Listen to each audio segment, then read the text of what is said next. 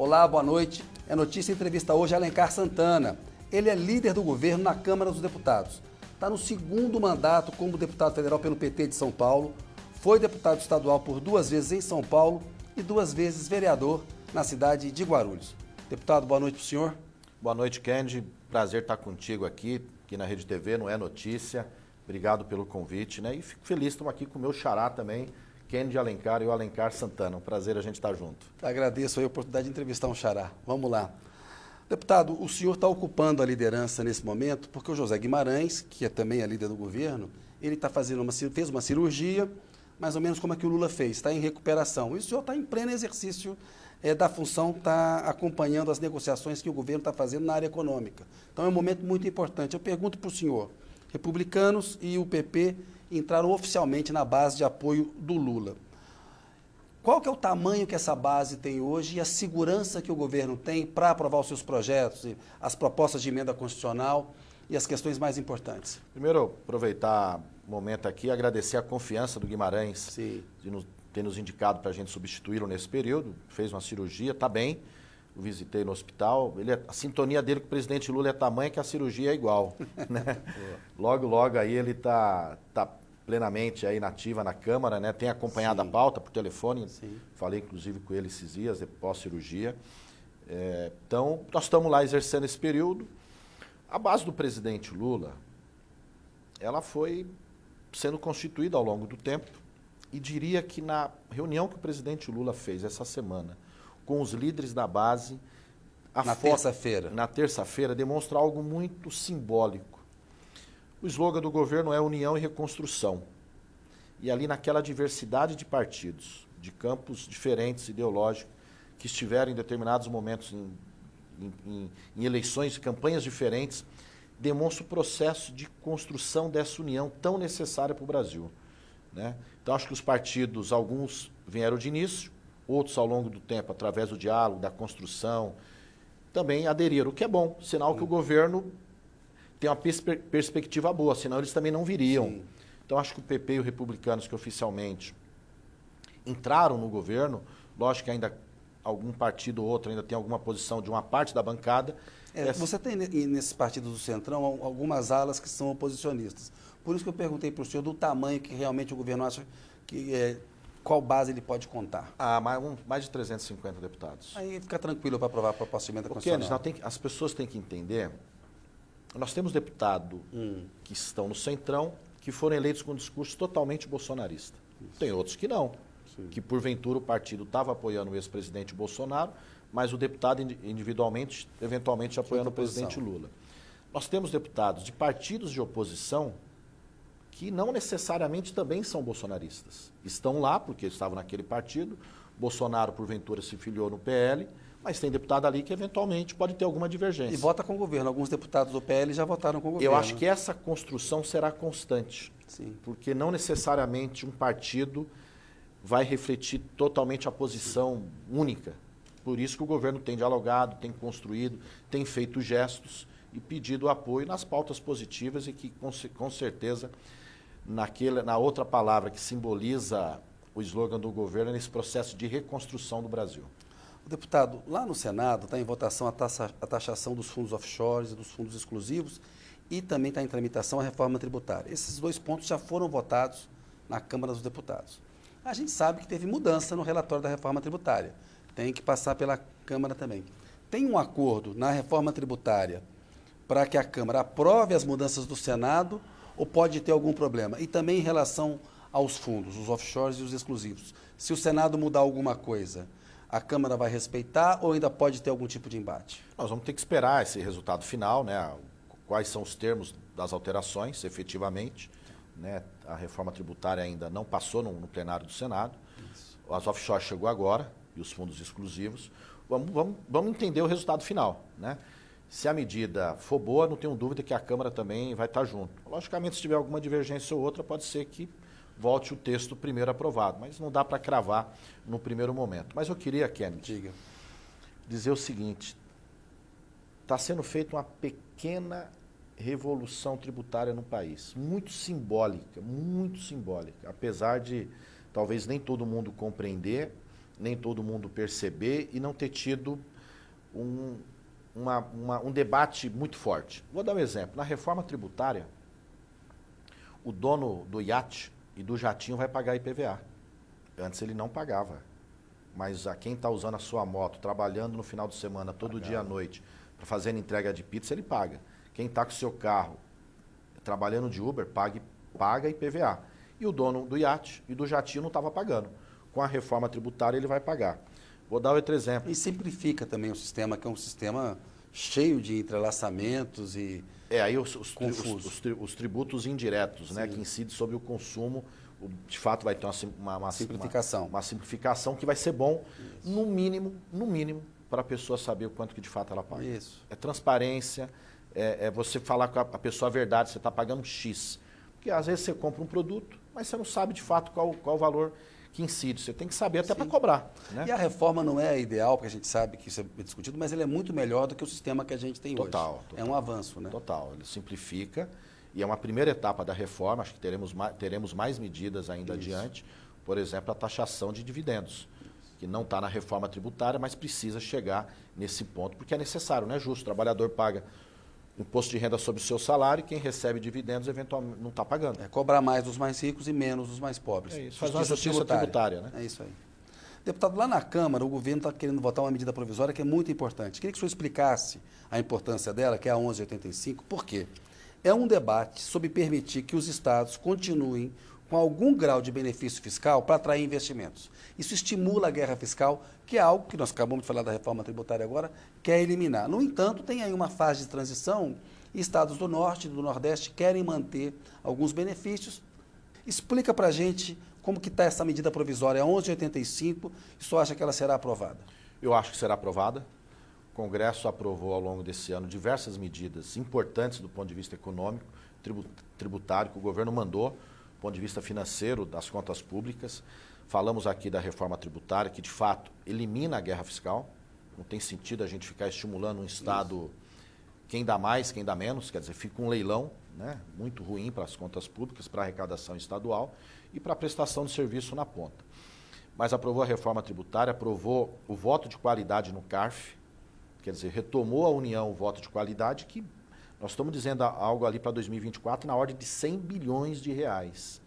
O governo Bolsonaro tinha alterado o CARF, que é um tribunal administrativo tributário, e deu o voto de desempate para as confederações empresariais. O governo Lula, o ministro Haddad e a equipe retomou esse voto com aprovação na Câmara e no Senado, para que ele volte para o governo. Isso pode ajudar a aumentar a arrecadação para o governo e dar ao governo a arma que ele precisa ter ao arbitrar disputas sobre tributos, né? A expectativa para o ano que vem é aumentar só pelo CARF em torno de 100 bilhões. Né? Você falou da 1185, a medida provisória. O STJ julgou, uma contenda de alguns anos sobre isso. Os estados, nessa guerra fiscal, dão alguns incentivos, algumas subvenções de ICMS, porém, essas empresas também estavam deixando de recolher alguns tributos federais.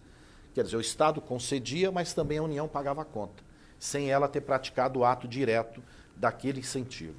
Ora, naquilo que é uma política de investimento, ou seja, foi dada uma subvenção para uma empresa investir, construir, ampliar, comprar equipamento, fazer algo para melhorar sua produção ou iniciar uma produção, ok, o governo federal não se opõe que ele também colabore e participe. O próprio entendimento do STJ é nesse sentido. Porém, naquilo que é custeio, quer dizer, a empresa está tendo um benefício, está usando para não ampliar sua capacidade de produção, não inovar, e ela também estava batendo de tributos federais. Olha, o governo entende que isso não faz sentido, está tão somente regulamentando a decisão do STJ. O impacto disso para o governo é em torno de 35 bilhões previsto para o ano que vem.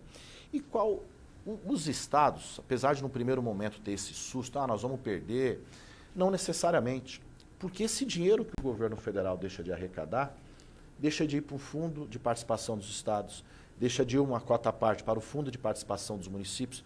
E quem são os estados e municípios melhores contemplados? Justamente o do Norte e Nordeste.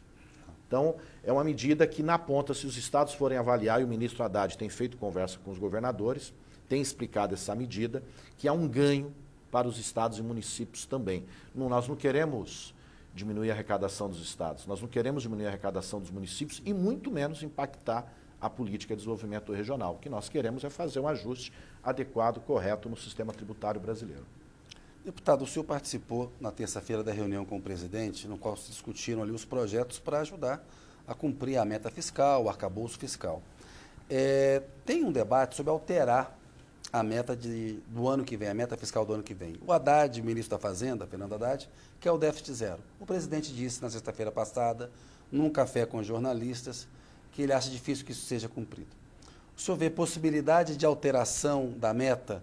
Essa discussão de colocar uma meta de 0,5 ponto percentual do PIB de déficit é o caminho? Primeiro que o presidente Lula e o ministro Haddad têm compromisso com as políticas públicas, as políticas sociais e também com as contas públicas. O maior exemplo disso que ainda se busca a meta foi a própria reunião de terça-feira, onde o presidente reuniu todos os líderes da base, ministro Haddad, ministro Padilha, ministro Rui, ministra Simone Tebet, vice-presidente Alckmin, onde se pede ali ao Congresso apoio para aprovar essas medidas finais. Agradeceu tudo que já foi aprovado, mas dizendo, por exemplo, a MP 1185 está na pauta, está na Câmara, importante aprovar porque tem um incremento nas contas públicas, ou seja, o governo está pedindo, se ele está pedindo, porque ainda busca. Agora, o que o presidente... Ainda busca o déficit zero. Sim, que não é algo fácil, que é algo arrojado, se a gente pegar o que aconteceu nas contas públicas nos últimos anos, mas demonstra o compromisso do presidente Lula com o país como um todo. Agora, o que o presidente disse claramente? Nós vamos buscar, porém, o meu compromisso primeiro é com a execução das políticas públicas previstas. Ele falou que não vai cortar alguns investimentos do orçamento. Nós não podemos, o Brasil não pode se dar o luxo de cortar investimentos já previstos e a execução de determinadas políticas. Esse foi o compromisso, ou seja, não é trabalhar para aumentar a despesa, é para cumprir as despesas previstas. Para isso, essas medidas são necessárias. Agora, se porventura o parlamento não aprova, se porventura elas não se realizam no tamanho necessário, nós vamos ter que fazer esse ajuste. Mas ainda é cedo para dizer algo nesse sentido.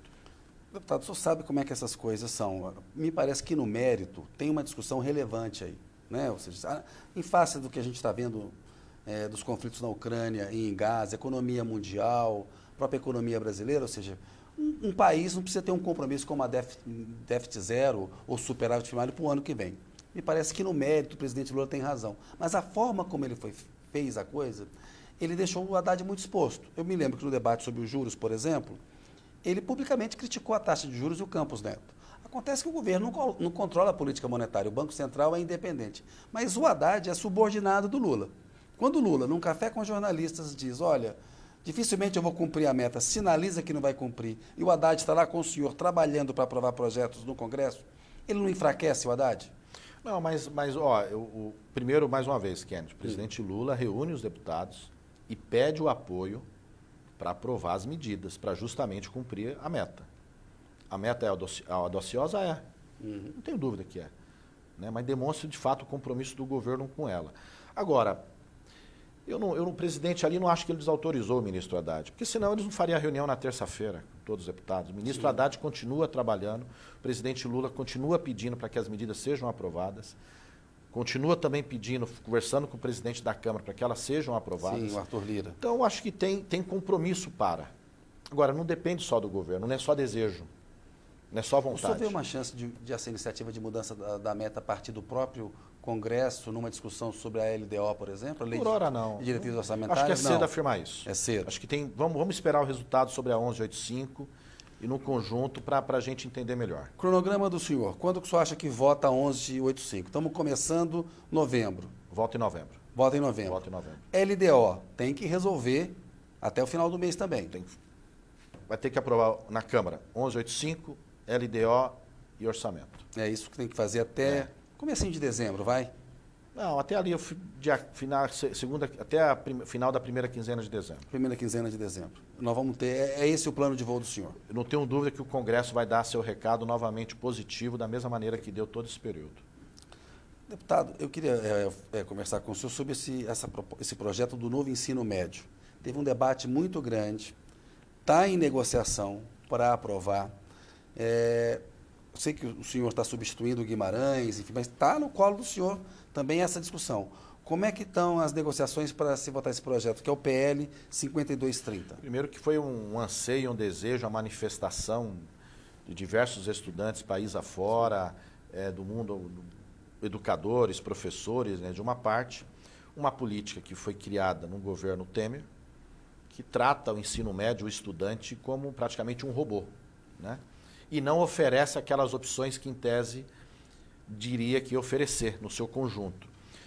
Ora, o governo manda essa nova proposta considerando que é uma fase importante da vida de ter conhecimento, de ter saber, de ter possibilidades, de ter matérias outras, sociologia, filosofia, química, enfim, todas elas, né?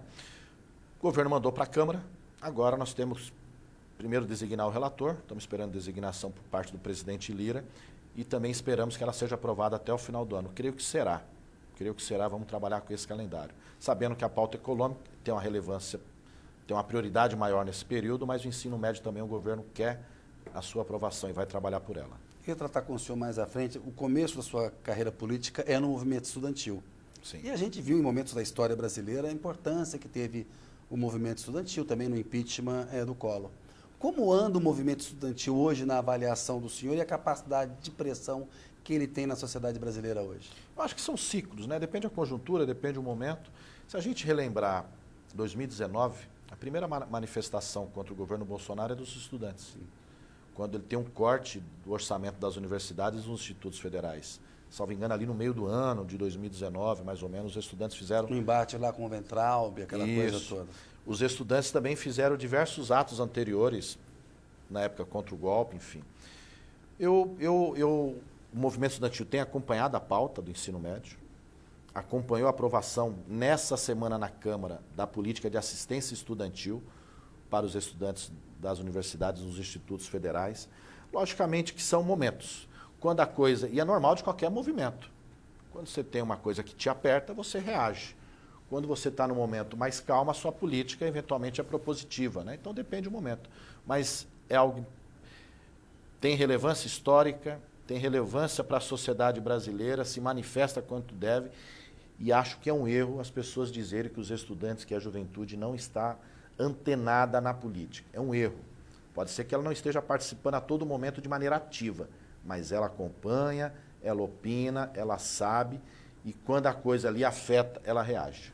Deputado, mudar um pouco o assunto aqui para a questão da guerra em Gaza que está acontecendo, os ataques de Israel à região ali, mais de 2 milhões de pessoas confinadas, não podem sair, e sofrendo um bombardeio de saturação, né? O Lula, ele tem endurecido o tom em relação a Israel. Me parece que a posição do governo é bastante equilibrada. Condenou os ataques do Hamas, chamou de ataques terroristas, mas está condenando o que Israel está fazendo lá em Gaza. Nessa semana começou uma saída de estrangeiros, né? E temos que ver se isso em que medida isso vai acontecer. São 6 mil estrangeiros lá dentro, mas tem 2 milhões de pessoas lá dentro, tomando bomba.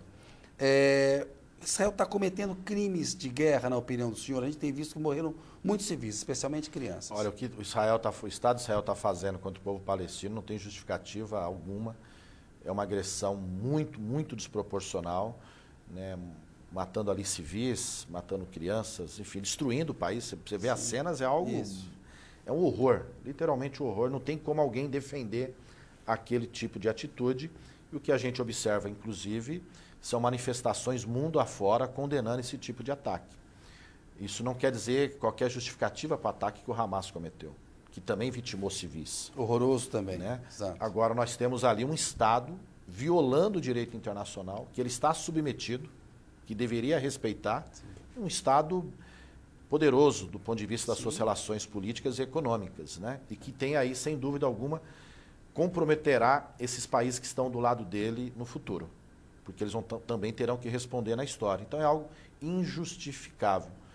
O governo brasileiro, o presidente Lula foi muito bem, procurando ali aprovar resoluções no Conselho de Segurança da ONU, equilibrada, ao mesmo tempo que condena o Hamas, mas pedindo uma trégua, saída humanitária do corredor humanitário. Isso. E para que se buscasse uma solução que não seja o conflito. Mas mudou até o termo, cessar fogo, para uma pausa temporária, para ver se convencia, e não deu certo. Pois é, infelizmente teve o voto de 12 de 15 membros, mas teve o veto dos Estados Unidos que, olha só, tem alguns países que se acham dono do mundo, né? A ONU foi criada há X anos, 5 países têm poder de veto, Conselho de quer Segurança. dizer, decide sobre uma guerra que envolve tantos países, não é só a comunidade ali afetada, Isso. tem reflexo econômico, e 5 países têm poder de veto. Uma coisa também que não, esse modelo não dá para continuar se a gente respeitar os povos, a independência de cada país, a soberania, tem que mudar esse formato do Conselho. E a causa palestina é uma causa do direito internacional. A ONU decidiu, né, que naquele território conviveriam 2 estados, 2 nações no mesmo território. E isso não está acontecendo em relação aos palestinos. Você acha que o resultado dessa escalada em Gaza, deputado, com esse massacre de civis, pode ser o isolamento de Israel e no médio e longo prazo tem um efeito contrário para as políticas que Israel já aplicou na região? Se continuar com essa escalada, com essa violência, eu creio que o efeito será contrário. Porque será difícil alguém defender a morte de civis, de crianças, esse ataque, esse confinamento, como você mesmo disse. Quer dizer, as pessoas ali estão no território, uma prisão aberta, Isso. cercadas, não pode circular. Quer dizer, você está numa prisão. Não pode fugir da guerra. Você não está você não está numa prisão. Então, assim, acho que o primeiro-ministro israelense tomou uma medida que acho que ele vai ter efeito, inclusive, local. Não só internacional, mas local, contrário a ele. O Celso Amorim, que é o chefe da assessoria especial do presidente da República, deu uma entrevista na semana passada e ele falou, em algum momento será necessário negociar com o Hamas. O Hamas foi eleito ali em Gaza, né? Isso não significa endossar as atitudes do Hamas, mas para libertar os 200 reféns é preciso negociar. Ele citou, tem gente do Catar negociando, a ONU procura estabelecer algum tipo de mediação. O que o senhor acha dessa posição?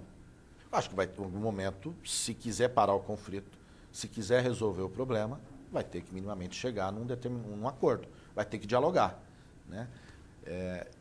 E acho que precisará de mediadores de fora, porque as posições estão radicalizadas. Sim. A posição do Estado israelense está radicalizada. Ela fala em eliminação de um povo, quer dizer, está trabalhando para eliminar um povo, né? A gente viu, deputado, no começo do conflito, a extrema-direita nas redes sociais usando muito a questão do ataque terrorista do Hamas para criticar o governo, as posições de equilíbrio do governo. Isso mudou nas redes sociais, né? Diante do que está acontecendo em Israel, as pessoas estão vendo que se trata de um massacre. No entanto, eu pergunto isso para o senhor, porque parlamentares da oposição, eles têm requerimentos lá para levar o Celso Amorim, o Mauro Vieira, o Múcio, até o Silvio de Almeida para poder falar dessa questão da guerra. Como é que o senhor está lidando lá, o governo, na Câmara, a liderança está lidando com esse pedido, esse embate com essa oposição? Primeiro, o ministro Mauro Vieira vai à Câmara no começo de novembro. Está acertado. Está acertado, vai na Comissão de Relações Exteriores e Defesa Nacional. É importante que vá. Isso. Porque não dá para a gente aceitar essas mentiras que estão sendo propagadas, né? O início do conflito, a extrema-direita trabalhou com fake news, com acusações infundadas, inclusive contra o governo brasileiro e contra a esquerda, né? Nós defendemos o Estado palestino. Nós defendemos o melhor, aquilo que a ONU decidiu, que é a existência dos 2 Estados. Ora, se a ONU assim decidiu, por que nós não vamos defender? De maneira pacífica, 2 povos, 2 Estados poderes conviverem da mesma maneira que nós temos países vizinhos. E eles continuam, eles reduziram de fato, mas no início foi muito, muito mais forte. Eu, particularmente, acho importante o ministro ir para esclarecer, fazer o debate. O que nós não concordamos, e talvez dificulte o debate, é porque uma parte do Congresso, no caso a extrema-direita, trabalha com mentira, né? Com coisas totalmente irracionais e que aí acaba prejudicando o debate. E a gente vai trabalhar para que o debate seja razoável, ponderado, todo mundo falando sua posição, o ministro explicando a posição do Estado brasileiro e de que maneira ele agiu nessa negociação agora, nesse período, no Conselho de Segurança da ONU. Queria aproveitar o gancho para falar do PL das fake news, que quase foi votado neste ano. Houve um grande lobby das empresas de tecnologia, das big techs, da extrema-direita, para melar lá o texto do Orlando Silva. O senhor acha possível ainda ressuscitar esse projeto como um todo, ou ele tem que ser fatiado? Porque é importante combater fake news. A gente vê a violência nas escolas, como que é importante regulamentar as redes sociais. Eu queria uma avaliação do senhor sobre a importância dessa regulamentação e se será possível que ela saia. Eu acho que sairá. Tanto sairá que o projeto, quando percebemos que não tinha, naquele momento não ia ser votado, tirou-se da pauta. Nesse sentido, até o presidente Arthur Lira foi muito ponderado. E o Lira se empenhou para votar o projeto, sim, né? Foi empenhado, foi muito ponderado e responsável e retirou o projeto. Senão nós íamos perder um trabalho realizado pelo deputado Orlando Silva e outros que participaram, que foi muito importante. Precisamos regulamentar. Não dá para a gente concordar. Você citou de algumas escolas casos de violência, o que aconteceu em São Paulo recente, novamente. Isso. E você vê, segundo informações, que o jovem foi estimulado por outras pessoas, numa plataforma de rede social, a também cometer aquilo. Quer dizer, não tem sentido a gente achar que é normal propagar mentira, informações totalmente inverídicas que levam a comportamentos violentos ou nocivos à própria individualidade de determinada pessoa, a sociedade como um todo, principalmente. Não dá para a gente achar que o debate, através da mentira, ajuda a sociedade. Quem ganha com isso? Ninguém. Agora é uma coisa para o ano que vem, né? Vai ser difícil. Não, esse ano não avança. Deputado, vou pedir licença ao senhor um minutinho. É Notícia volta daqui a pouco com Alencar Santana. Olá, É Notícia está de volta com Alencar Santana, líder do governo na Câmara dos Deputados. Deputado, passar um pouquinho agora para a política eleitoral, mas começando pela eventual reeleição do Lula. O Lula, ele deu a primeira entrevista para essa nova edição do É Notícia e ele disse o seguinte: se eu tiver saúde e se for necessário para derrotar a extrema-direita, eu posso ser candidato à reeleição em 2026. Portanto, no debate político está posta a possibilidade de o Lula ser candidato. O senhor acha que ele deve ser candidato à reeleição? Deve ser candidato à reeleição. A saúde dele aparentemente está boa. Fez a cirurgia, está bem. Nessa reunião ele demonstrou, foi uma reunião muito leve, o Lula muito sereno, tranquilo. E tenho certeza que o Brasil precisará dele novamente. Se o Lula não puder ser candidato, a gente vê dentro do PT várias especulações. O senhor é do PT de São Paulo. Sim. O Haddad, por exemplo, tem muita força. Como uma eventual alternativa, já foi candidato em 2018. Se a gente olhar no jogo político do PT hoje, se o Lula, por alguma razão, decidir não disputar em 2026, o Haddad é o nome mais forte hoje no PT? Acho que esse debate vai ser feito mais adiante, no momento adequado, né? O bom é que o PT tem vários nomes, vários bons ministros. Está parecendo mineiro, essa resposta é bem mineira. Mas não, tem bons nomes. Sim. O ministro Haddad já foi candidato a presidente, num momento difícil. Tem outros ministros totalmente qualificados, né? Acho que é cedo, é prematuro falar sobre isso. Nós estamos 10 meses de governo. Governo que teve a necessidade de reconstruir tantas políticas públicas. Mas várias pessoas têm falado nessa questão da reeleição do Lula e do Haddad numa posição muito boa pelo que ele está fazendo na área econômica e tal. O PT, em dezembro, vai começar a ter um encontro para falar de eleições municipais, né? Quais são as prioridades do PT para 2024, as eleições para as prefeituras do ano que vem? Olha, eu vou falar, caso de São Paulo, nosso apoio à candidatura do Boulos, né? Do PSOL. Do PSOL, né? Uma candidatura importante no principal centro econômico do país, cidades da grande São Paulo, outras capitais também no país, onde nós vamos disputar, os grandes municípios, né? Nós sofremos muito pós-2016, perdemos prefeituras em 2016, perdemos também em 2020. Eu acho que agora a gente tem capacidade de avançar. Talvez não seja igual foi a 2012 ainda, mas nós vamos ter um avanço, sem dúvida, em 2024. A gente espera avançar no estado de São Paulo, avançar em outros, para fortalecer justamente o projeto do presidente Lula. O senhor é de Guarulhos, é pré-candidato à Prefeitura de Guarulhos no ano que vem. A gente sabe que as convenções vão ser só no ano que vem. Já está decidido na cabeça do senhor, ele tem maioria no PT em Guarulhos, para o senhor ser o candidato a prefeito no ano que vem? Sim, oficializamos a indicação da nossa pré-candidatura.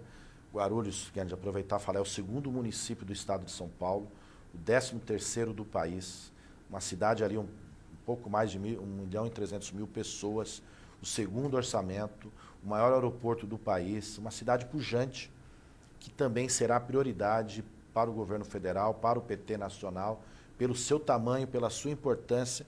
Já governamos 16 anos aquela cidade. Infelizmente, hoje, a cidade está um pouco largada, abandonada, e precisamos retomar para fazer o que o presidente Lula está fazendo no país, que é justamente reconstruir. E diria o seguinte, nós queremos trabalhar para Guarulhos para deixar de ser... Adoramos São Paulo, né, a capital maravilhosa, mas não dá para Guarulhos ser tratada como quintal da capital.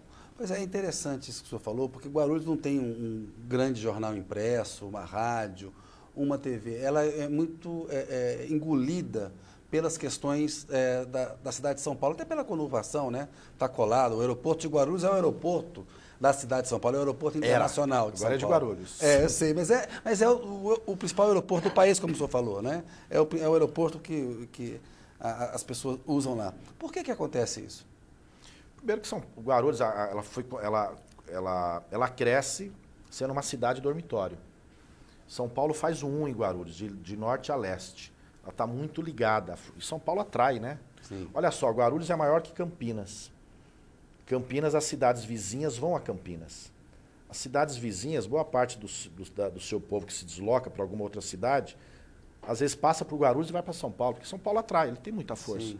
O que nós precisamos é criar uma política pública, fortalecer a nossa identidade, termos orgulho. Você mesmo lembrou do aeroporto, era Aeroporto Internacional de São Paulo. Sim. Nos nossos governos, nós trabalhamos para mudar o nome oficialmente. Sim. Aeroporto Internacional de Guarulhos. Tem muita gente que não conhece Guarulhos e acha que o aeroporto é em São Paulo. Sim. Quer dizer, não conhece a grandeza. E olha só, nós estamos ligados com a capital. Somos o maior deslocamento diário entre dois municípios e até hoje não chegou o metrô à cidade de Guarulhos. O presidente Lula, no PAC agora, garantiu 8 bilhões para que a linha 2, que sai da Vila Prudente, vai até o centro de São Paulo, chegue até a cidade de Guarulhos, ali na região do Shopping Internacional. É um ganho para a cidade. Agora, não precisamos de mais. Né? Aí vai depender também de quem está na gestão, de trabalhar políticas, fortalecendo o município, sua identidade, sua política de desenvolvimento educacional, de cultura, e de comércio, de serviço. Nós temos polo industrial, polo comercial, polo de serviço, mas infelizmente muita gente não conhece. Então vai depender também da gestão. E como você disse, a comunicação, infelizmente nós não temos uma TV, não temos rádio, isso dificulta um pouco. E é necessário ter, até para que a cidade se veja. Essa identidade da cidade. E a cidade se conheça. Os seus problemas locais, cotidianos, diários, né? Suas belezas, seus problemas, enfim, tudo, né? Deputado, vou falar com o senhor agora sobre o chamado semipresidencialismo. O Roberto Barroso, que é presidente do Supremo Tribunal Federal, imagino que o Supremo tem uma agenda importantíssima de coisas para lidar, mas o Barroso gosta de falar de política e ele diz que ele defende o semipresidencialismo, dizendo que é um poder compartilhado pelo presidente da República com o primeiro-ministro. O Arthur Lira tem simpatia. A Câmara já aprovou até um relatório sobre semipresidencialismo, que está lá meio engavetado. O senhor vê chance disso prosperar? Porque a ideia é implementar um semipresidencialismo a partir de 2030. O senhor acha isso bom no Brasil ou não? Não. Por quê? Não acho bom. O sistema eleitoral brasileiro hoje não permite a gente ter um sistema dessa maneira. Nós temos vários partidos, uma eleição nominal, né, ou seja, não é uma eleição partidária.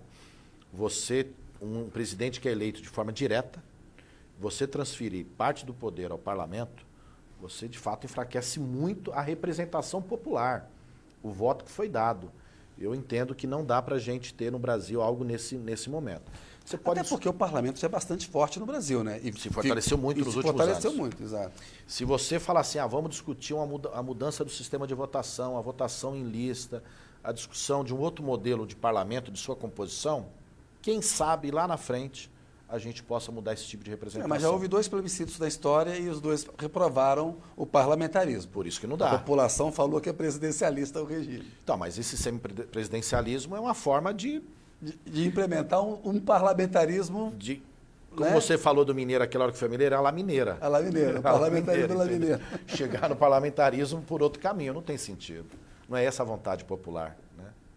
Deputado, um outro tema importante, nessa semana o Tribunal Superior Eleitoral condenou o Jair Bolsonaro e o general da reserva, o Walter Braga Neto, que foi candidato a vice dele no ano passado, por terem usado eleitoralmente as comemorações do bicentenário da independência no ano passado, né? 200 anos de independência e tinha uma oportunidade de fazer uma comemoração importante, inclusive houve até desentendimentos com Portugal e deselegância da parte do governo anterior. O Bolsonaro está ganhando uma segunda punição desse tipo. Ele já estava inelegível, ele está indo para o bicampeonato nesse caso aí.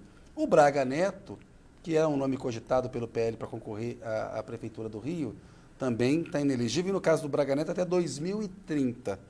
Eu pergunto para o senhor, qual que é a importância dessa punição do ponto de vista histórico e político?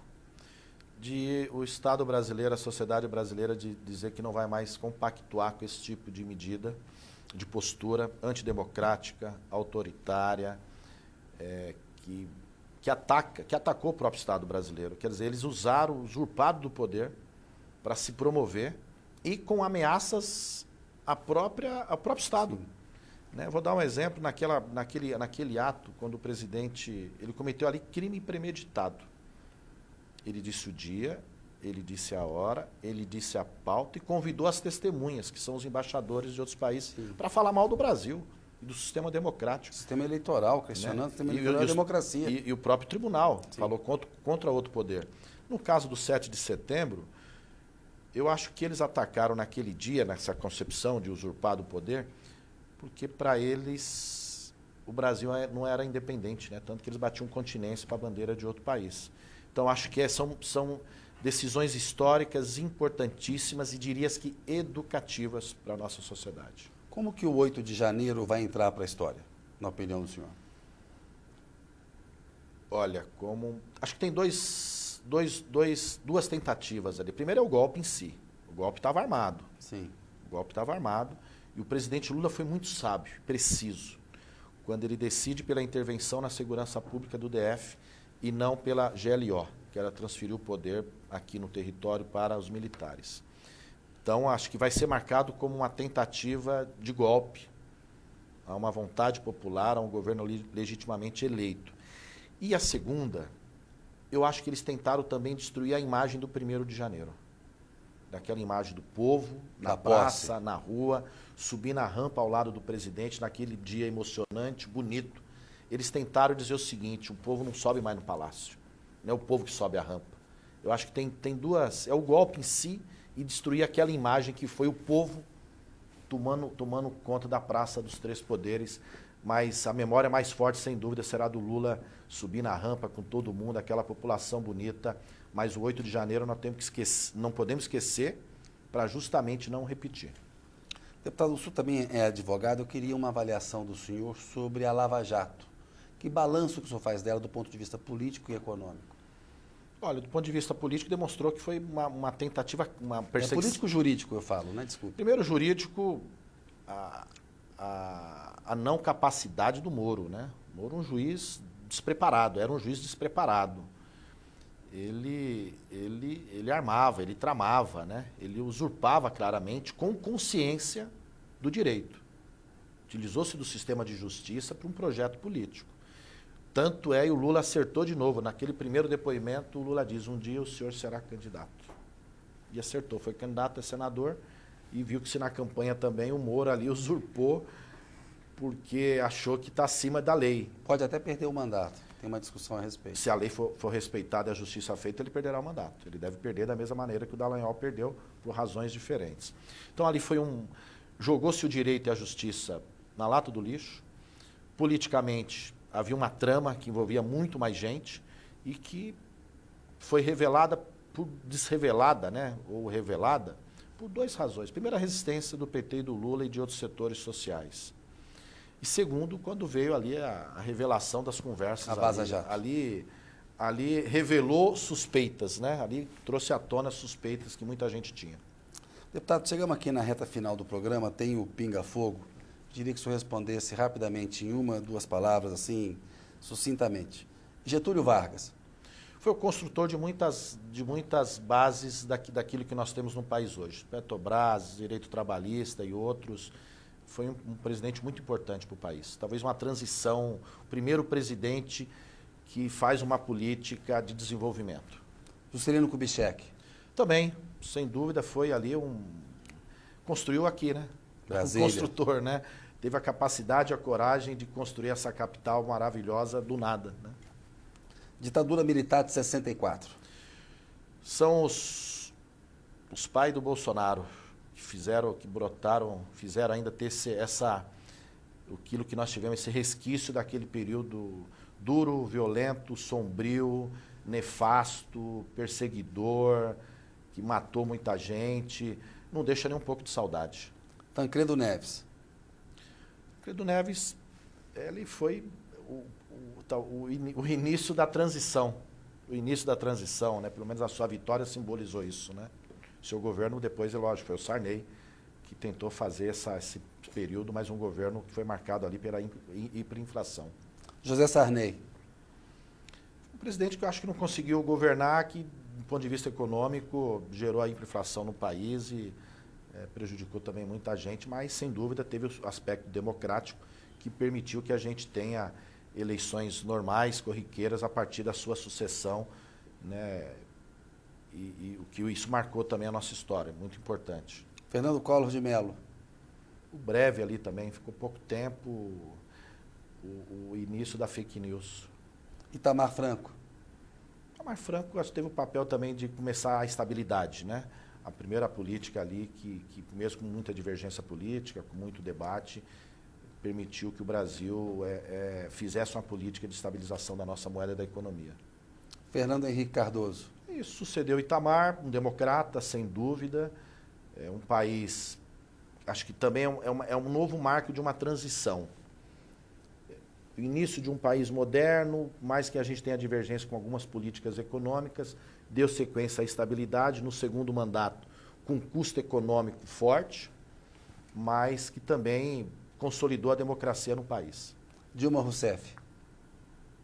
Dilma Rousseff também foi uma grande presidenta, compromissada com o nosso povo, firme nas suas convicções políticas, nos seus ideais, a primeira mulher a presidir o país e que a história ainda vai reparar todo o dano que foi feito a ela. Michel Temer.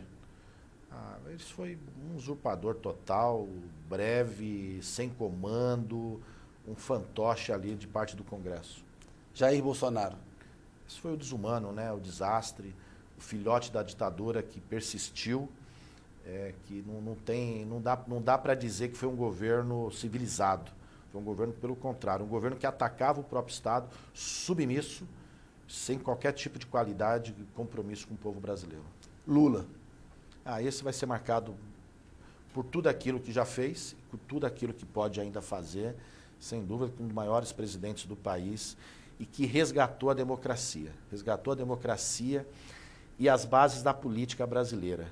O que o presidente Lula fez foi voltar a colocar a bola no chão, falar vamos fazer política grande, trazendo de volta a soberania do país perante outros, do Brasil perante outros países, se relacionando mundo afora de maneira altiva e produzindo políticas que novamente darão reflexo já já.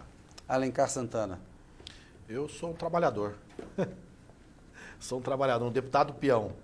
Estamos ali todo dia na Câmara, não posso perder, tem que estar ali trabalhando, mas assim, com muito orgulho, eu estou no segundo mandato do PT aqui na Câmara, primeiro mandato como deputado de governo e fico feliz de ter essa oportunidade de estar na liderança do governo Lula, né, substituindo o nosso querido líder Guimarães, mas ajudando ele ali no dia a dia e tantas outras pautas. Fico feliz, sem dúvida alguma, de estar na Câmara nesse período. Deputado, obrigado pela entrevista do senhor. Eu que agradeço. E Kennedy de Alencar? Kennedy de Alencar está na luta, um mero entrevistador. Pessoal, eu agradeço muito a audiência de vocês. Um abraço, até a semana que vem.